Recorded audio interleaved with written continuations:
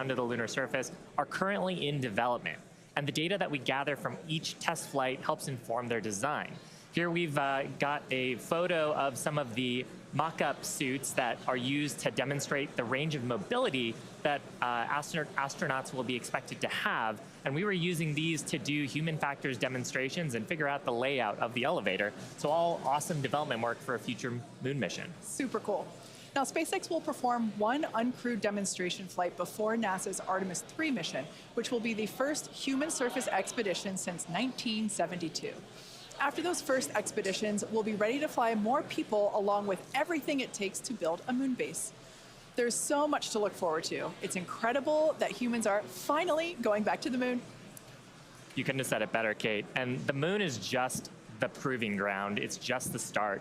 When the time comes to make the leap to Mars, everything ramps up by orders of magnitude. The logistics of supporting an entire city on Mars are daunting and will require millions of pounds of cargo flown from Earth and spread out over thousands of launches. And today's flight test is one more step toward that ultimate goal. We're currently at T minus 11 minutes, 47 seconds. Let's check in with Dan once again for a countdown update. Hey, Kate, still good news from down here at Starbase. We're not tracking any technical issues that are going to block us to a launch. Our T0 time still holding to 8:25 a.m. Central, so just about 11 and a half minutes from now. The real thing we're going to keep an eye on is the winds once we get there. We do have that potential hold at T minus 40 seconds where we can hang out and either let winds die down, make sure we're in the right structural limits, everything like that. So don't be surprised if we do a hold at T minus 40. We've done those on previous flights, but we are not tracking any technical issues. The range is going to be green for launch, so all that really great news. We're still loading propellant on the vehicle, on the ship. We're just about done loading the header tanks, the two smaller tanks in the top, and then we'll go back to the main tanks. They're about 85% full, and then booster, both fuel and LOX over 80%. So looking good there. The launch pad itself is getting ready for liftoff. We commanded the booster hold downs open already about 20 minutes ago or so. And then that just means that once that rocket has sufficient thrust to overcome its weight, your thrust to weight ratio goes over 1, it's going to lift off. We don't have a command to actually release the hold downs once it starts up. Just also a reminder, actual liftoff happens a few seconds after you see those engines ignite. So you'll see fire, and then a few seconds before Starship really starts to take to the skies. Our range team just going to keep on making sure land, sea, air are all clear as we really count down. But that's the latest. We're just coming up on 10 minutes before launch. Everything looking good for Starship's third test flight. It's also back to you guys in Hawthorne. Great, thanks, Dan. Now, if you've been following SpaceX over the years, you've no doubt heard us talk about our goal of full and rapid reusability.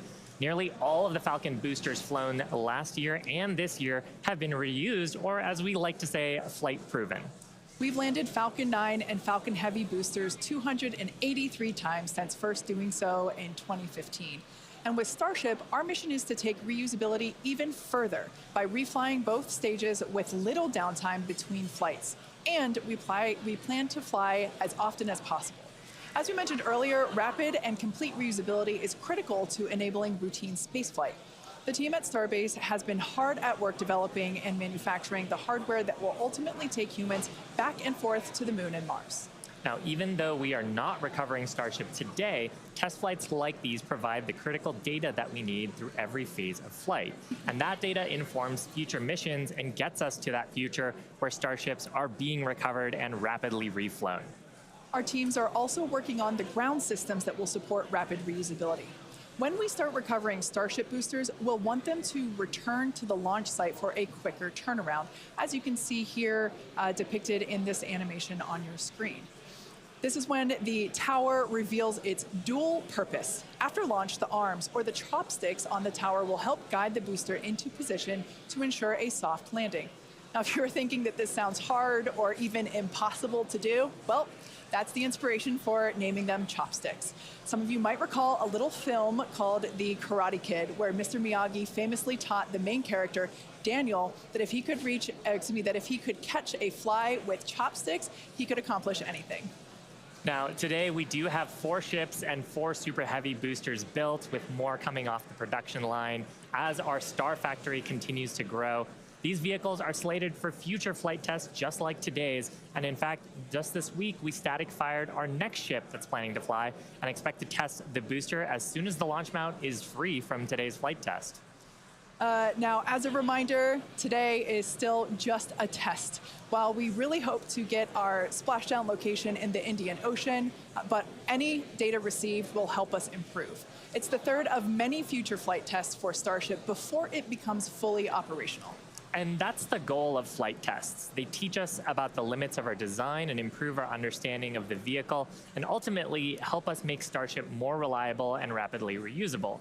So whatever the outcome and however far we get, we can promise excitement. And things look like they are moving fast at Starbase, and that's exactly how we like it. Yeah, Rapid exactly. Iteration is a key of SpaceX. Yeah, we've done it with all of our major innovative advancements, including Falcon, Dragon, and Starlink. We believe that if you're not failing, you're not learning and improving the design. Yeah, many of the innovations that we've developed have come from our failures, and they teach us how to avoid the perils of spaceflight. It's a tough business. But all of this testing, all of the iterative design allows us to make the design better and better to do some of the great accomplishments with reflight that we've had so far. Exactly. One of the examples that we love to talk about is the Dragon capsule, like the one located behind Shiva and I here on the mezzanine. Originally, it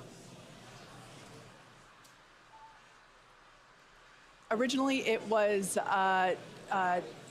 not designed to be reusable. We wanted to prove the initial design, and then when we brought Dragon 2 online, we had to do a lot of corrosion analysis based on flights that had splashed down and analysis on hardware received there. And now our Dragons are reusable and also rapidly at a much rapid pace than they used to be. Yeah. So, I mean, great learnings from our original Dragon to our new crew and cargo vehicles have directly improved the operations, and they've helped us change our understanding of what's possible when it comes to rocket and spacecraft reusability. Now, we're just under T-minus 6 minutes, so I think it's another good time to check in with Dan for the rest of terminal count. How are we looking, Dan? Thanks, Shiva. We're looking good. 5 minutes, 35 seconds, and we're counting down. We are just about at closing the prop load sequences on booster and ship. Just a reminder, ship we're going to close out at around 3 minutes and 30 seconds, booster at about 2 minutes and 50 seconds. Once all of that prop is loaded on board, we'll have about 10 million pounds of propellant on both stages of Starship. Now, after that happens, we'll go through a couple of different procedures with the ground. We'll do what's called pushbacks, clearing out the lines between our prop farm and the vehicles themselves before we get to launch. And then in the next few minutes, we'll get the final guidance system alignments, some final thrust vector control on the booster checks, and all that will be performed. And again, if we need to hold, we have a hold gate built in at T-minus 40 seconds where we can hang out. It sounds like today we'll have about 15 minutes to hold at T-minus 40 if we need to. If we hit that right now, it looks like the most likely reason would be winds. We're not tracking any technical issues to our T0 at 8:25, just about 4.5 minutes from now. So, I mean, everything's really looking good. The booster's almost at full frosty, so we'll see that close out in just a couple of minutes. But we're getting really close to flight, guys. The excitement is definitely growing here in Hawthorne, SpaceX headquarters. There is a large crowd gathering. You might hear them cheering occasionally. Now, Dan mentioned a good point about the holds. We have an opportunity to today hold for a few minutes. And this is a really cool thing about Starship. And we don't have this opportunity with Falcon or Falcon Heavy. Up until the T-minus 40-second point, aborts are just holds. So anything that would trigger an abort prior to T-minus 40 seconds becomes a hold. So that's a really cool feature to allow the team to wait for final checkouts or assess prop levels, engines, avionics, vehicle pressurization. It's really helpful to ensure a liftoff. Yeah, and that's something that is very different from Falcon. I'm sure people have watched our launches, and then we get right down past prop load and then have to scrub because of weather or scrub because of an issue on the vehicle. And we don't have the same constraints on our propellant and our system with Starship, which gives us more availability in the window. And sometimes that's all you need. Sometimes the winds dip just enough where you can launch the rocket safely. And otherwise, if you didn't have that ability to hold a few minutes, you might miss that window and then have to recycle to another day. Yeah, exactly, which is kind of like today. Like we mentioned earlier, winds are the thing that we are watching, so good news there. So we are still continuing to progress. We're looking at liftoff in just under almost 2.5 minutes from now. Super exciting. Like we said before, there's nothing more exciting than watching a test flight for a developmental program, and that's where we're at today. And like we talked about, we have some really ambitious goals for today's test. But really, the point of today's test is to try to get as much data as we can so we can inform the next iteration of the design of Starship, work those things into flight test number 4 and new objectives there that'll eventually get us to that glorious, rapid, reusable future that we so badly want. Yeah, for flight 1, we wanted to clear the pad, and we did. For flight 2, we wanted to get through hot staging separation, and we did. So today, we want to get even further than that and collect as much data as we possibly can. So with all that being said, we're going to check back in with Dan to take us through the final 2 minutes of terminal count.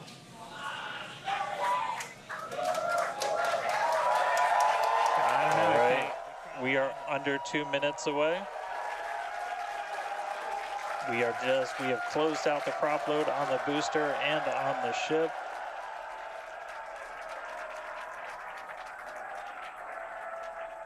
And we're starting to hear some good news that it looks like winds are not going to hold us up, so there's a good chance we blow right through that 40-second hold. So we're about 1 minute and 20 seconds away. Just walking you through one last time, we're going to see the engines ignite about 4 seconds before we hit our T0. They're going to ignite in 3 different banks. You'll get 13 of the inners, 15 of the outers, and then the last 5 ignite just 2 minutes before T0. And then after that, the quick disconnect will retract. The engines will start to throttle up, and then we'll see liftoff about 1.5 seconds after T0. So we're under 1 minute away. Don't be shocked if we hold at 40 seconds before, but it sounds like the winds are cooperating today. And we'll be able to move right past that, not tracking any other technical issues that could hold us. Proceeding past our QD vent gate.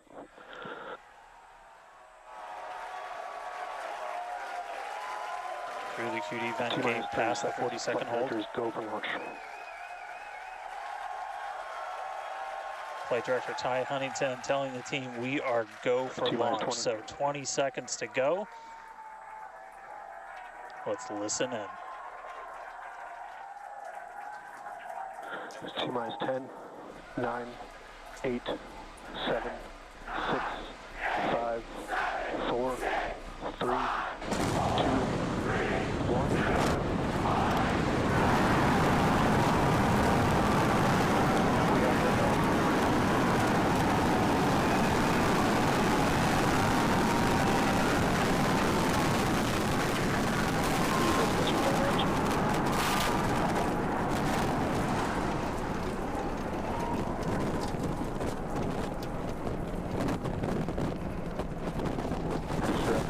Nominal.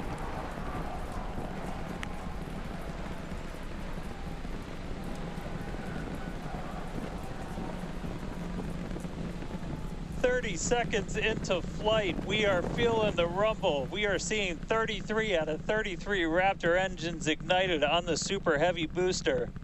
Booster and ship, avionics, power, and telemetry nominal. Acquisition of signal, Corpus Christi.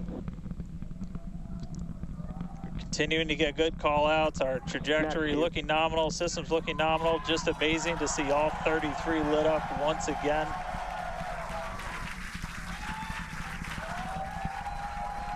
At this point, we've already passed through max Q, that maximum dynamic pressure,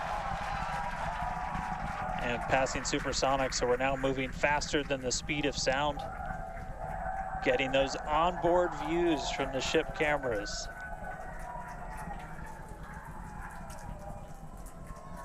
Now the next major milestone is going to be a hot staging maneuver. Again, we're going to be doing that in just about 90 seconds. To do that, we're going to shut down all but the 3 center Raptor engines on Super Heavy. That'll be our MECO, our most engines cut off. And then the clamps holding the 2 stages together are going to release. Starship's second stage will ignite its engines, the RVACs first, the sea levels right after that. The sea level engines will be splayed or just kind of pointed out at about a 15-degree angle. So if you look close and we get good tracking, you might be able to see those center right after. And so those 6 engines will push Starship off of the booster.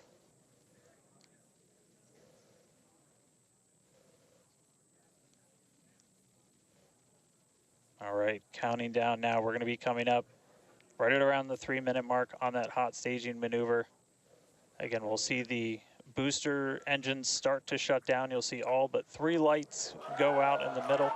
And then we'll see the engines ignite on ship, pushing it away. And that will start carrying the ship into space. Booster will start to do its flip and then move into the boost back burn, setting it up for eventual splashdown in the Gulf of Mexico. Stage separation.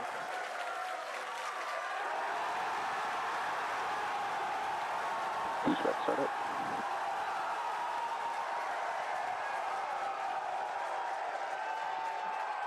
Hot staging confirmed. Boosters now making its way back, seeing 6 engines ignited on ship. Kate, we got a Starship on its way to space and a booster on the way back to the Gulf. Oh man, I need a moment to pick my jaw up from the floor because these views are just stunning. These are live views from Starship. First stage is currently performing the Ship avionics, power and telemetry nominal. Good there, news informing us that the second stage or the ship, everything looking good, nominal there. First stage is currently performing the boost back burn, expecting that to last about 1 minute. That boost back burn, pressure is nominal. that boost back burn propels the booster back towards the coast, taking it to a landing in the waters of the Gulf of Mexico. We're only using the Super Heavy boosters 13 center engines from here on out. As whenever they relight, you'll be able to see that in the left bottom corner. Those are the ones that can gimbal. In other words, they move and change direction in order to change the thrust to steer the first stage back to Earth.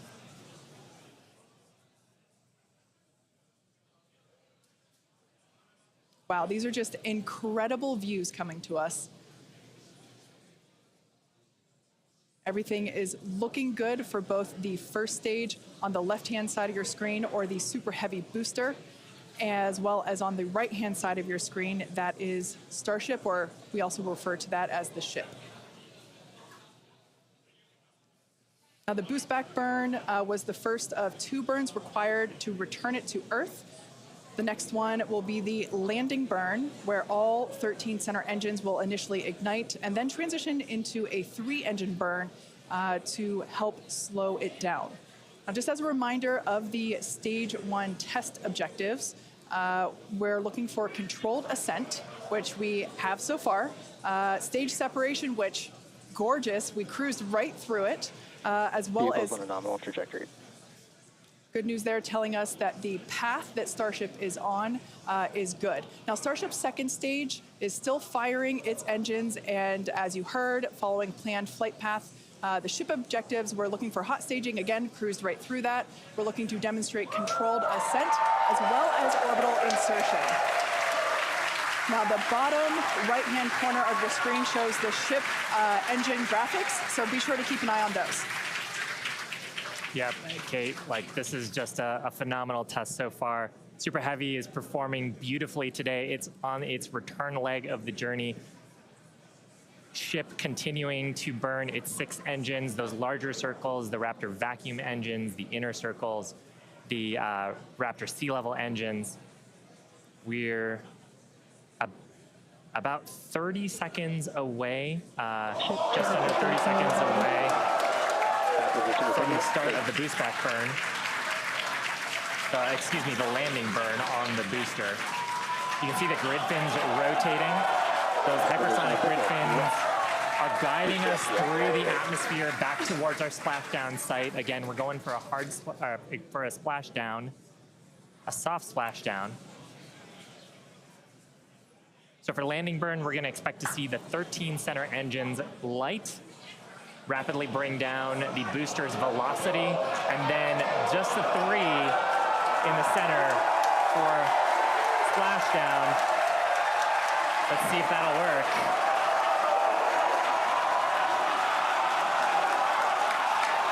We're getting a few engines.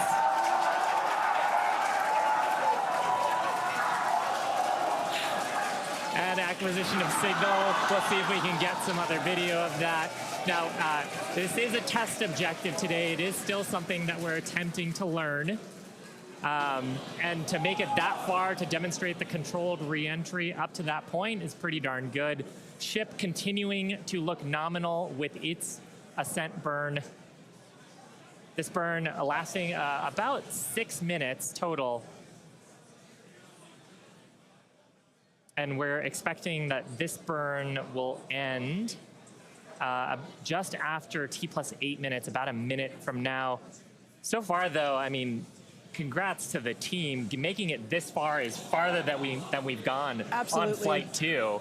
Just wonderful views and great engine performance from the vehicles.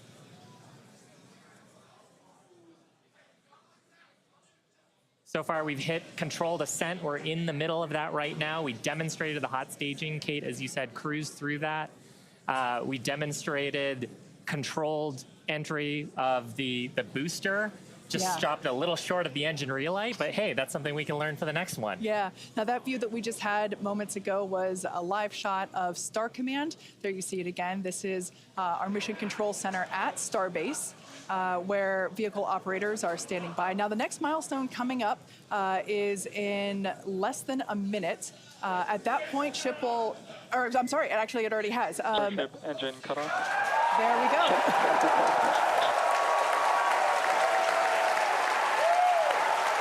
As you heard there, by the call out and from the crowd behind us, Starship normal orbit insertion.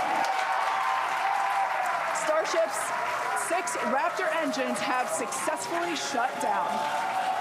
We heard a call out for nominal orbital insertion, which is incredible. Look at these views, Dan.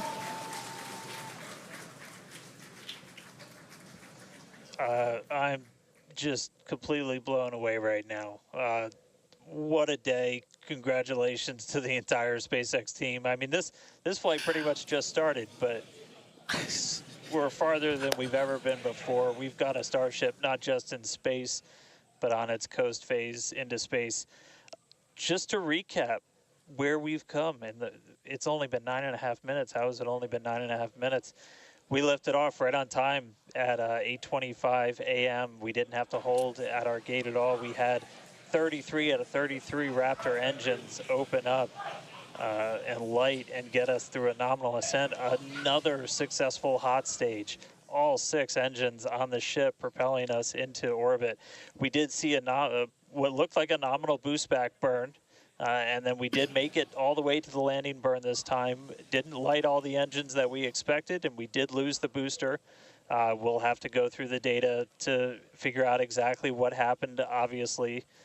So be on the lookout for information about that. But wow, a ship in space. We've got a bunch of, as we said, ambitious objectives ahead of us. Over the next couple of minutes and pretty much over the next hour, where we're going to really, we've got the ship in space. We're now going to take advantage of this and try and learn as much as possible about some of the other systems, including that first ever Raptor relight in space. So it's just going to be incredible. So all of that still to come. The mission just started, but wow, what a liftoff! What a hot stage! What an amazing sight to see Starship there in outer space. I can't believe we're seeing it in space. This is awesome. Wonderful. Now, we are going to be coasting for the next about 30 minutes or so. We'll be back around the T+40 minute mark. And that'll be Starship continuing to coast, hit those ambitious test objectives, and then continue on to re-entry. We're not totally sure what video that we'll get, since that normally comes to us as we overfly ground stations, and we don't have a ton of those along our trajectory. But as we have video, we'll be sure to bring that to you. Starlink may be able to bring us additional communication paths today that will allow us to talk to Starship through re-entry with no communications blackout period. It's a possibility, but either way, we will be live for all of today's milestones. And of course, when we do have views, signal, Puerto Rico. especially like the ones that we have now, which I just cannot get over. When we have views, we will be sure to bring those to you live. But no views or no views, we'll see you back here at T plus 40 minutes. Pez door is opening. And there we just heard call it that Pez door is opening, so that's great. First test. Yeah. One of our test objectives today is to open and close that Pez door. That's where we will deploy Starlink satellites from in the future. So great news there that that test that test objective is already underway. So come back here, stick around till T plus 40 minutes for coverage of Starship's deorbit burn demonstration, followed by its reentry and what is sure to be an exciting splashdown.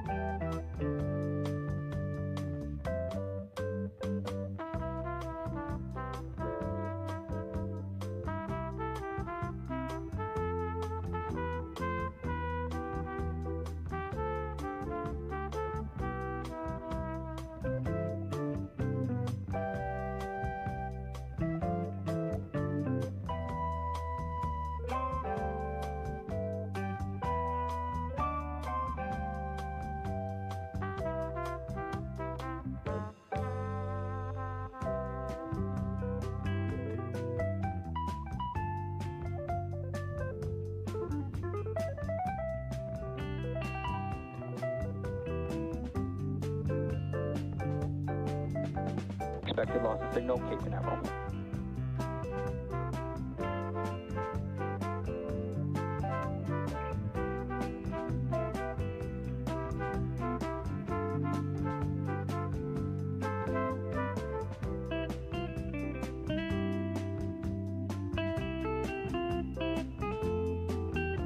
Pez trigger.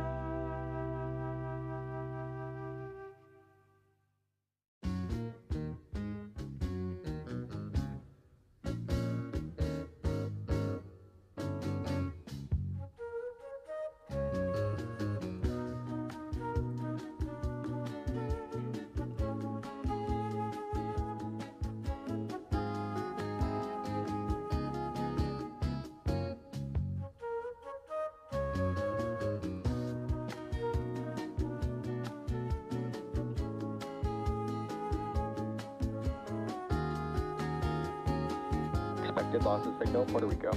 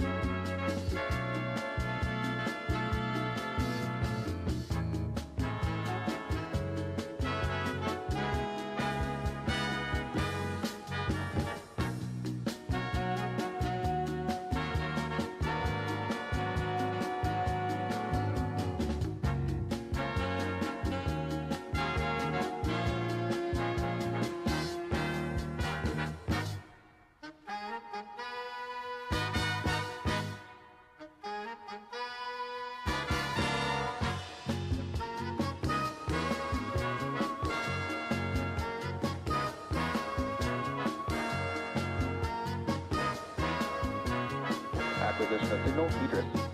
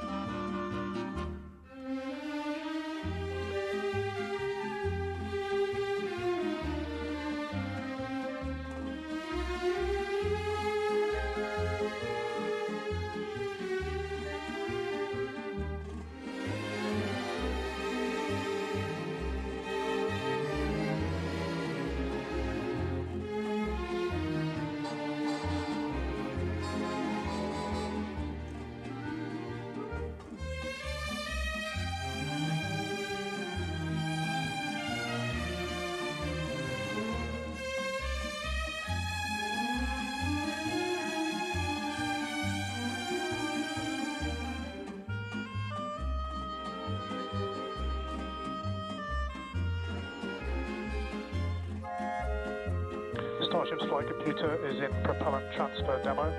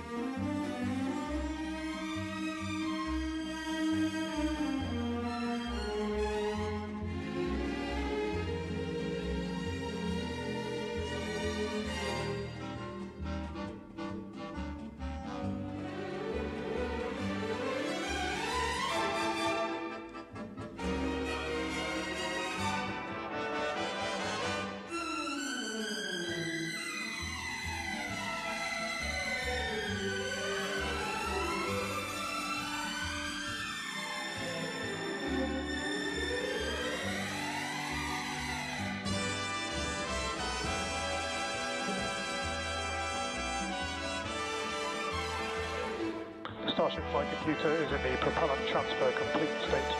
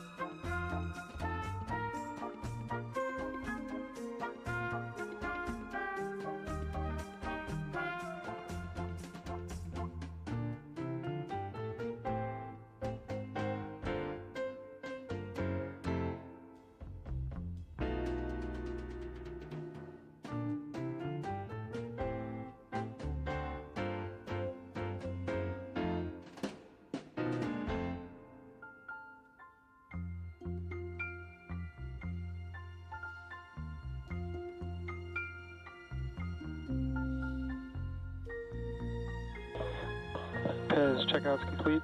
Door is closing.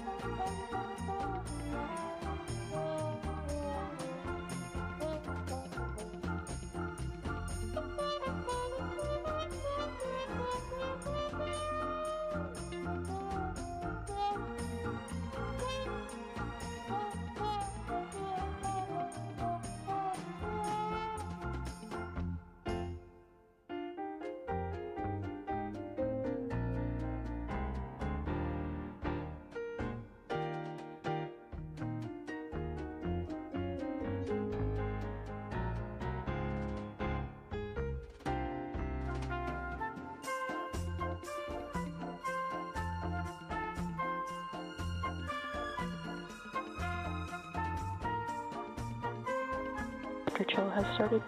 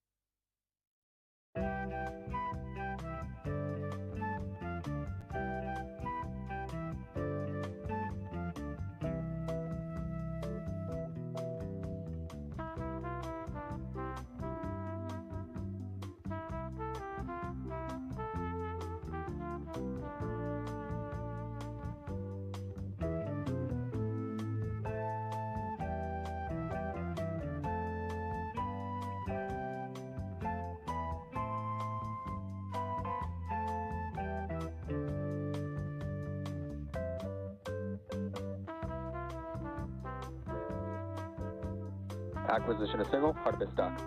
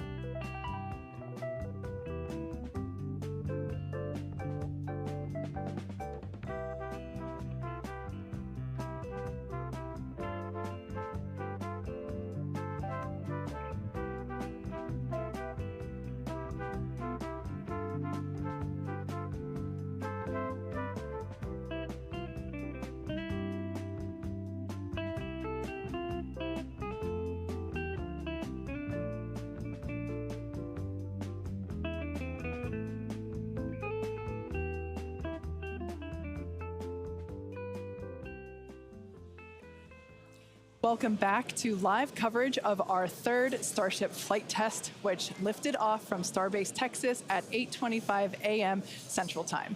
Our main objective today was to get through all of our ascent burns and collect as much data as possible, including a potential Starship entry.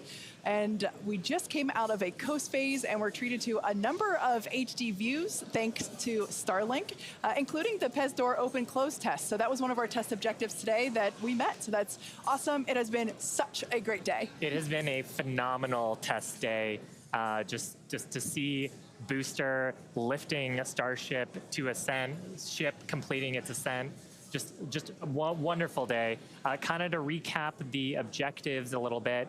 Booster completed its ascent, ignited its 33 Raptor engines. We demonstrated a successful hot staging for the second time. Booster completed the boost back burn, didn't quite accomplish the landing burn, and then had a hard splashdown in the Gulf. Meanwhile, ship completely successful after the hot staging. We had a good 6-engine burn of the Raptor vacuum engines and sea level engines.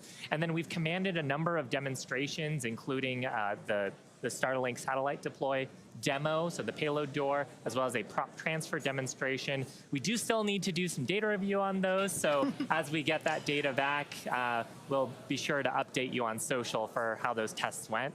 We are coming up on our next major milestones, which is an in-space relight of our Raptor engine for the first time, followed by re-entry and then landing in the Indian Ocean. Incredible. Yeah, that's right, guys. We should be just about 40 seconds away, 40 or 50 seconds away if we do this relight demo. Do want to stress this is not a deorbit burn. In fact, it's actually going to function a little bit opposite of a deorbit burn. We're going to be raising our perigee with this burn for the lowest point of our orbit. This is just to demonstrate that we can relight a Raptor engine on ship while it's gone through a coast, while it's in outer space, while it's in microgravity, all of the different complexities that come with lighting this engine again after it's already done an ascent burn, but you're now coasting through space. This is going to be really important anytime we want to do in-space maneuvers in the future, like eventual deorbit burns, any of our translunar injections that'll have Raptor engines firing back up. We may not do it. There is, all of the guidance is loaded into Starship's computer itself, so if it doesn't see the values that it needs to, we could just skip the burn. So we are waiting to find out if that's going to happen or not. If it doesn't, as we said in the beginning, we're on a pretty steep trajectory that we are coming home no matter what, regardless of doing a burn. This was done just so we can really, we're in a trajectory that's really not super susceptible to delta V changes in velocity. If we were to do a burn, we've got a pretty concise footprint in the Indian Ocean that we're going to be targeting for splashdown today. It does sound like we are skipping past the on-orbit relight demo this time. Again, we'll confirm all of this through our post-flight data review, but it did sound like we did pass through that burn. So now that's going to start setting us up for re-entry. Yeah, that's exactly right. So coming up next around T plus 49 minutes is Starship re-entry. Now, this is typically a portion of flight where we don't have communications with spacecraft because they're re-entering the Earth's atmosphere at or around orbital velocity, about 8 kilometers per second or roughly 5 miles per second. Super fast. Now, at those speeds, the spacecraft's interaction with the atmosphere results in friction and creates a plasma field around the vehicle. That blanket of plasma distorts communication frequencies, so we're basically left with a brief communications blackout. Now, we might get some telemetry back through a connection to the Tracking and Data Relay Satellite System, also known as TDRS. But if the plasma doesn't entirely block it, that connection will be at a very slow data rate and definitely too slow for any video. But that's why Starship and Starlink are a great partnership. Starship is so big that it will leave a wake or a hole in the plasma field as it flies through an atmosphere. You can think of a wake kind of like when you see a boat going through the ocean. It sort of leaves a trail behind it. There's some of those great views from Starlink, giving us views of Starship's onboard videos. And so we're hoping that the Starlink on board will let us, just like we're seeing these videos now, see through that plasma field by maintaining a continuous communication lock with the satellites on orbit through the wake that Starship leaves behind. Now, this is only the second time that we're testing Starlink during re-entry. So even though we do have these great visuals now, don't be surprised if we manage to get some signal hiccups through. We're still learning about what that wake will actually look like in practice and whether we're able to get that live continuous high-speed data during re-entry. Yeah, that's right. And one of the really primary reasons we want to use Starlink is to just gather as much data as possible. It's been said the data is the payload on one of these flights, where we're putting this flight hardware in a real flight environment, trying to learn about it as much as possible. Re-entry is going to be a really critical phase of flight. We really want to know how the ship's going to perform, especially that heat shield, as we're going through the hypersonic re-entry. So if something were to go wrong during this re-entry, we want as many paths as possible to collect that information, that data, just to, again, just continually feed back into the Starship program to make each flight more reliable, more successful. Acquisition signal, Mauritius.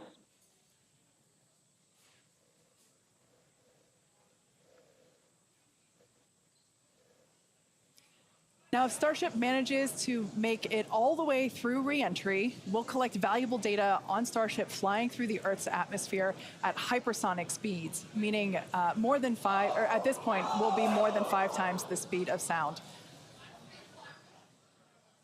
Now we're watching these live views, HD views by the looks of it, thanks to Starlink. You can see that the flaps there on the ship might be actuating.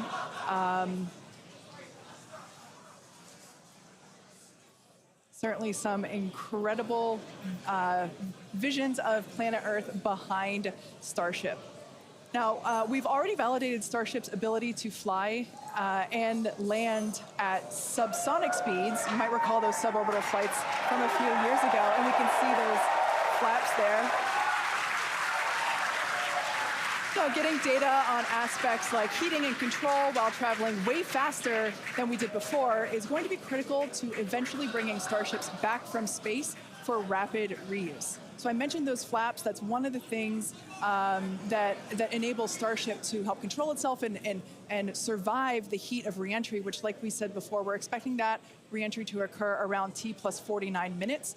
So we're getting pretty close here. And what you're seeing here, it looks like the vehicle is sort of moving back and forth.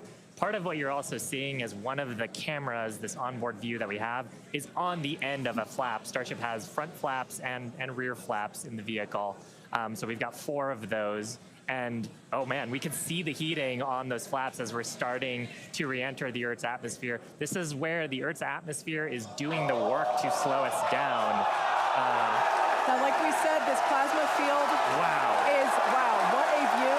We hope to maintain these views throughout. Starship is so big that we're hoping that the plasma field doesn't entirely blanket the entire vehicle. Right now, it is not. The Starlinks are Views brought to you by Starlink. Yeah, the Starlinks are still communicating and still capturing the data and the video that we see here.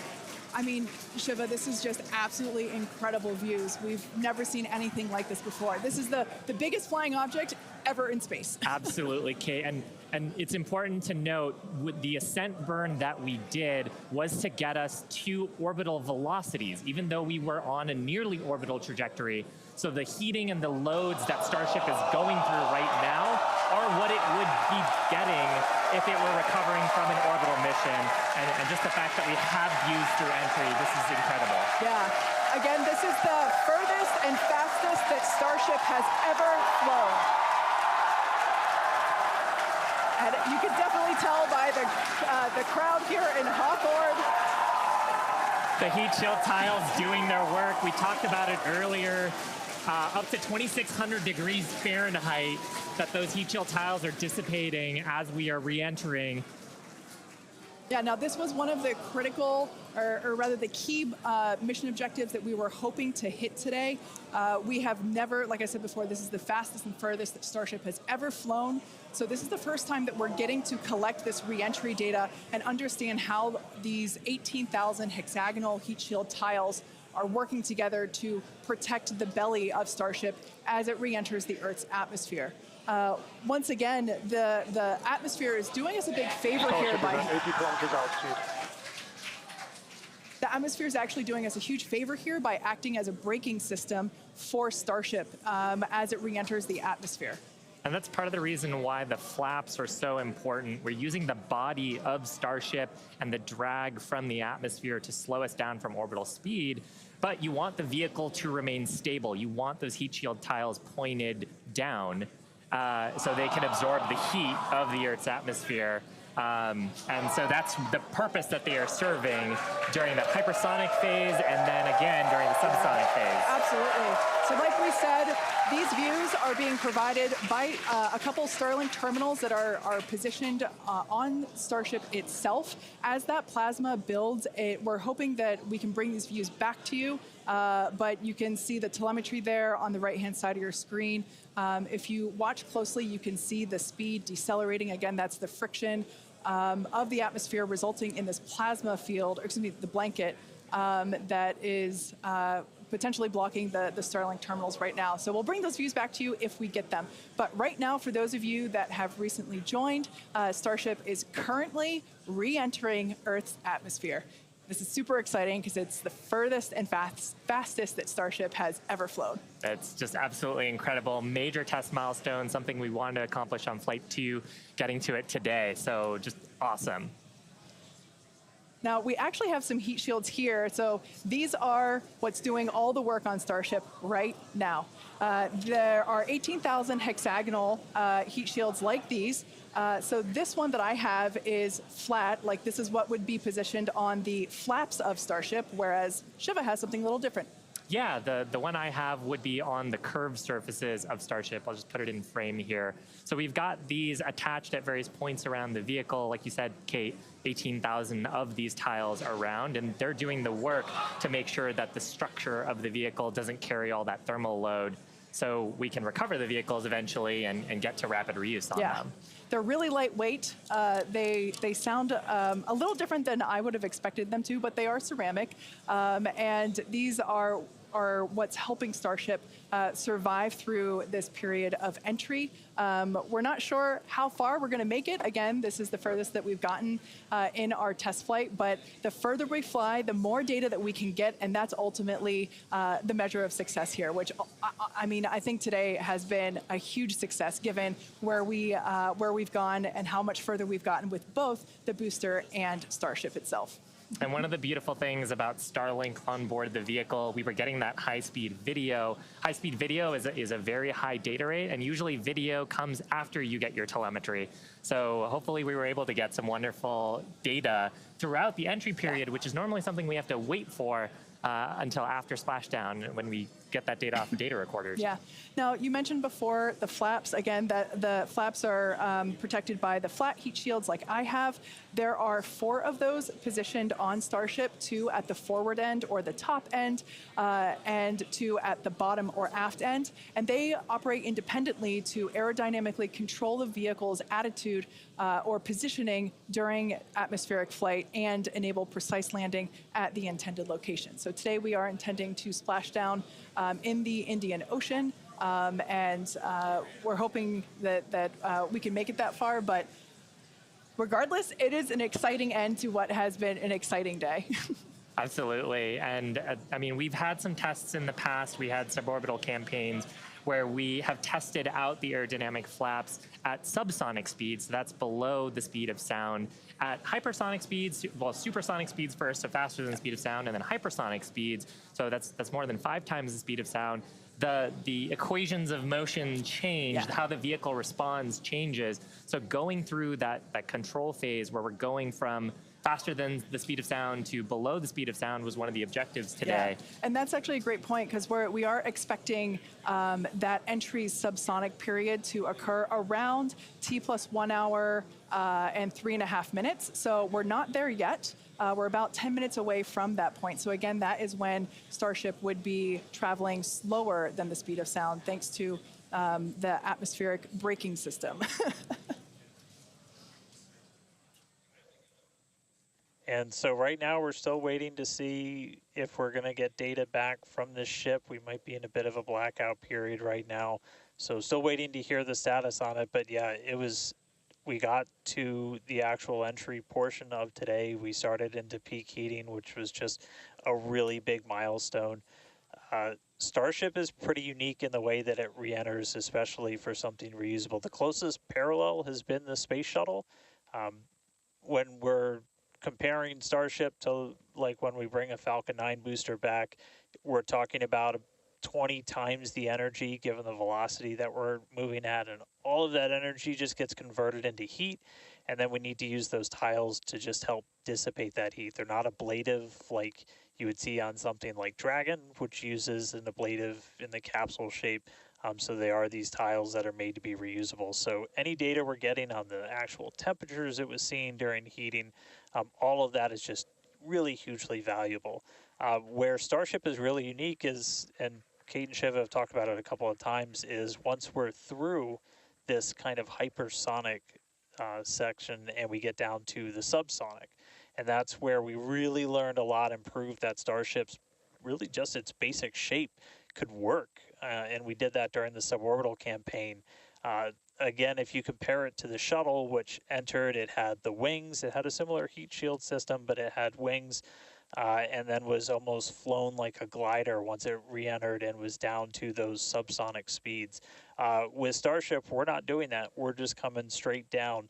We'll hit terminal velocity, which with Starship is around 200 miles an hour, and then we use a flip maneuver to ignite those engines, do a landing burn, and then touch down on the ground. So you don't need a runway. We're doing that, again, designed because when we go to the moon, when we go to Mars, there's not going to be a runway there for us, and so that propulsive landing is going to be really important. This is an animation of pretty much what we were just watching on actual Starship video, which is pretty incredible. But we go through peak heating. One of the benefits of today's trajectory, actually, we got closer to what the heating profile will be on just a normal mission when you compare it to our previous flights, which were headed out to Hawaii. So we go through peak heating and then we hit subsonic, and then Starship splashes down in the ocean. Again, we're not doing a landing burn on this flight, and we're not expecting Starship to survive the impact. We're not going to be recovering any of the hardware. For now, though, we are just still waiting to see if we're going to get some signal back. We're currently at a loss of signal with Starship. Don't know for sure what its status is, and so we're just continuing to listen in. But it was pretty incredible seeing the flaps really do their thing to maneuver the vehicle as it's moving through hypersonic. One of the big trade-offs between something like Shuttle and Starship is wings can be pretty heavy. And so if we can really demonstrate that Starship's controllable through that hypersonic regime when you're coming through the atmosphere, 25 times the speed of sound, you can save a whole lot of weight by not having really big wings. So super valuable to get this data, super valuable And to Dan, then figure out what we're going to do on our next test flights. Dan, you'd brought up a really interesting point too, that for on shuttle, you are gliding in, going back to a runway. On Starship, because we're landing vertically, we are basically coming down, and then we've seen this during the suborbital campaign. We're not going to see it today, but during the suborbital campaign, we did the flip maneuver and then light our engines for a landing burn. And that's also really important for some of our other terrestrial destinations, that we don't have as much of an atmosphere on Mars. There is pretty much no atmosphere. There's some great views from our previous test campaigns of a landing burn and upright landing. But on the moon, there is no atmosphere. On Mars, the atmosphere is extremely thin, so you actually need some other sophisticated techniques that other landers have used to land there. And so this vertical landing technique is really important to landing on destinations like those, which is ultimately where we're trying to go. Yeah, absolutely. So we hope to demonstrate that landing in future missions. That wasn't one of our objectives for today. We wanted the ship to focus on opening and closing, the first demonstration of opening and closing the PEZ door, which is where we will deploy Starlink satellites from in the future, as well as gathering data on how the heat shield tiles performed during the entry period. And so far, all of that has gone really well. So overall, it's been pretty great, and it's great to see how those initial tests that we performed a couple years ago for those high altitude tests allow us to see what those will look like in the future. But this piece that we're doing today of, okay, if we are coming back from orbital velocity and we're going through that entry period, that is the missing piece, right? We already figured out how to land once the ship gets to a certain velocity or altitude, and it's really this piece that we were trying to figure out today. How do we get Starship to survive orbital velocity atmospheric entry? And we hope to find out soon. Yeah, I mean, we talked about rapid iteration and how we do design. Part of our philosophy is testing early and often and trying to test in a way that is as flight-like as possible.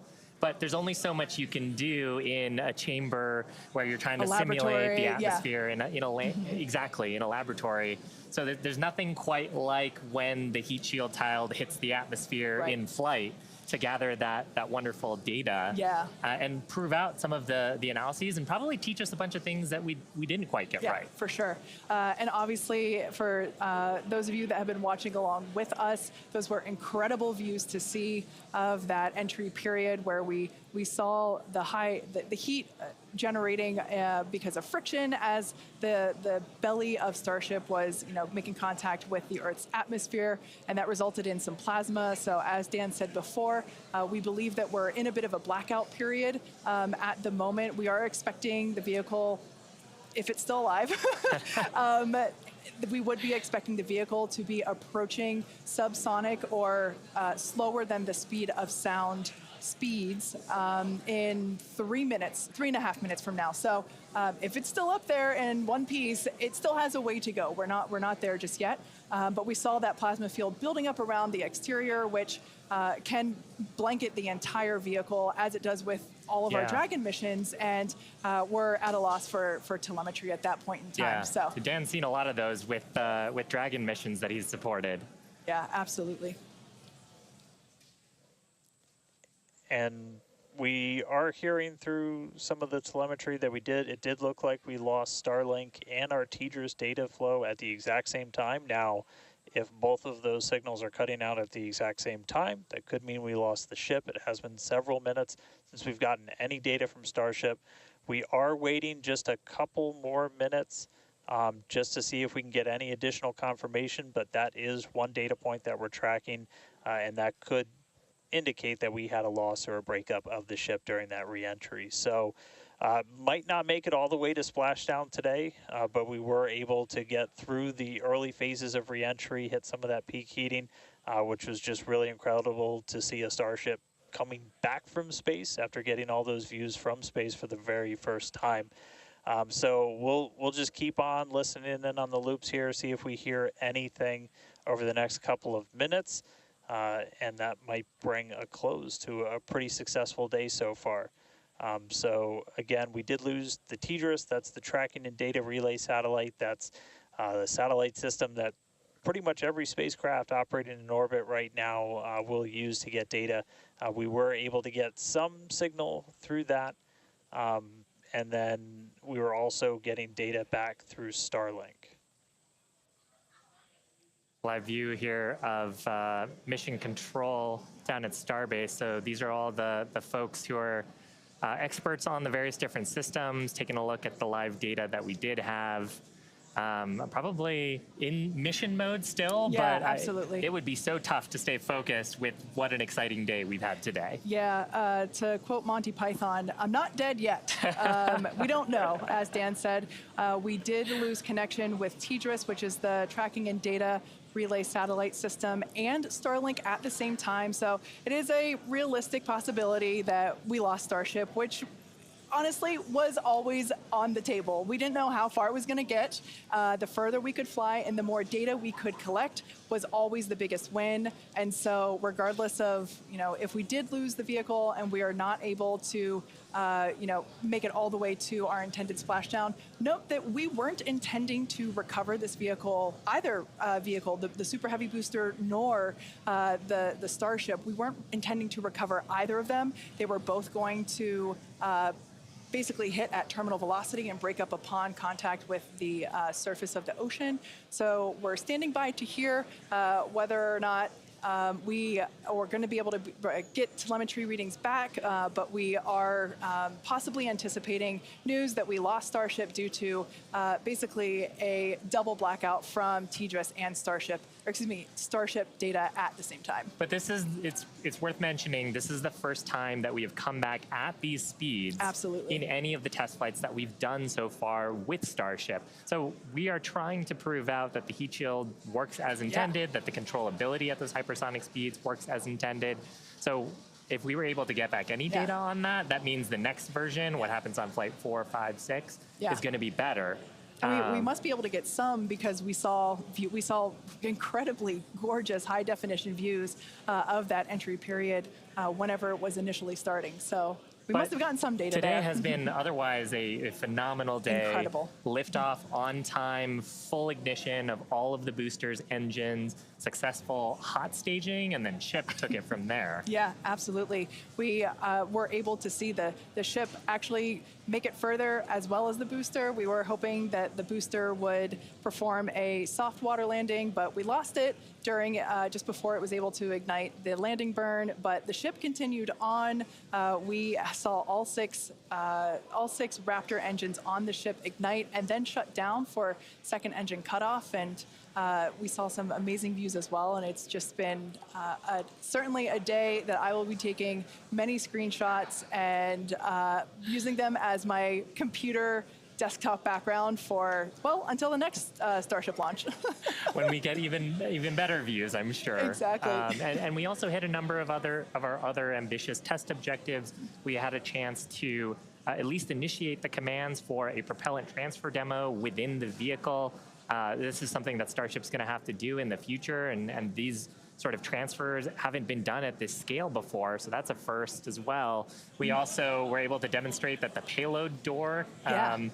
And we got to see that, yeah. Yeah, and so those commands were sent. Again, data review to come and make sure that everything performed as expected, but that's going to be critical to deploying payloads in the future once Starship becomes operational. So a number of test objectives hit, much more accomplished than Flight 2, and making steady progress towards a fully, rapidly reusable, reliable Starship. Absolutely.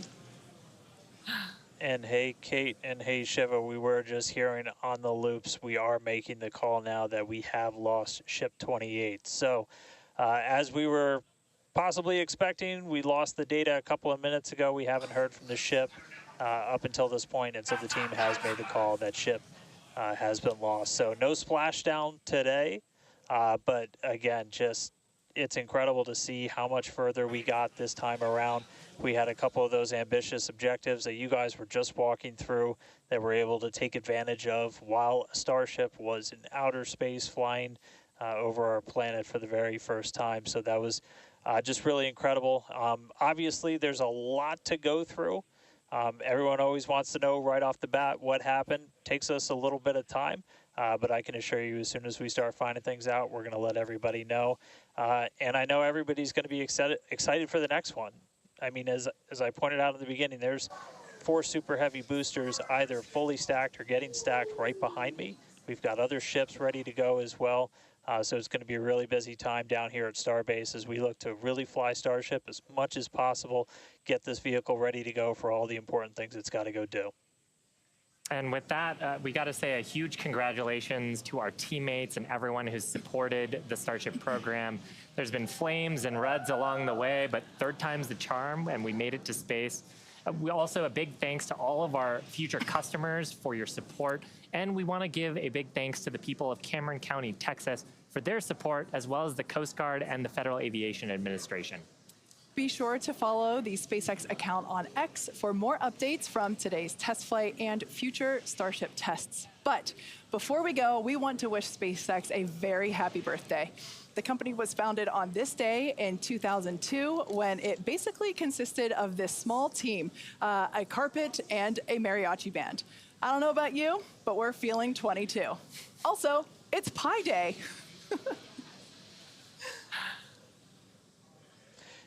Yeah, but I mean, Pi Day is constant and never ending, so shouldn't every day be Pi Day from now on? I mean, that's a really good point, and I think after a test like today's, we all deserve some pie. Thanks for watching, and we'll see you next time.